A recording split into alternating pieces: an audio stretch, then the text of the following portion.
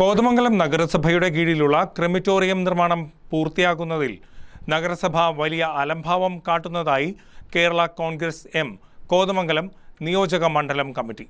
ജനങ്ങളുടെ പതിറ്റാണ്ടുകളായുള്ള ആവശ്യത്തിന് പരിഹാരം കണ്ടെത്താൻ നഗരസഭ ഭരണസമിതിക്ക് കഴിയുന്നില്ലെന്നും യോഗം കുറ്റപ്പെടുത്തി. കോതമംഗലം നഗരസഭയുടെ കീഴിലുള്ള ക്രെമറ്റോറിയം നിർമ്മാണം പൂർത്തിയാക്കുന്നതിൽ നഗരസഭ വലിയ അലംഭാവമാണ് കാട്ടുന്നതെന്ന് കേരള കോൺഗ്രസ് എം കോതമംഗലം നിയോജക മണ്ഡലം കമ്മിറ്റി യോഗം കുറ്റപ്പെടുത്തി. മുൻ എം.എൽ.എ. ആന്റണി ജോണിൻ്റെ ആസ്തി വികസന ഫണ്ട് ഉൾപ്പെടെ 4 കോടിയോളം രൂപ ഇതിനായി വകയിരുത്തിയിട്ടുണ്ട്. കഴിഞ്ഞ നഗരസഭയുടെ കാലാവധിക്ക് ശേഷം കാര്യമായ നിർമ്മാണ പ്രവർത്തനങ്ങളൊന്നും നടന്നിട്ടില്ല. നിർമ്മാണം ഇഴഞ്ഞാണ് നീങ്ങുന്നത്.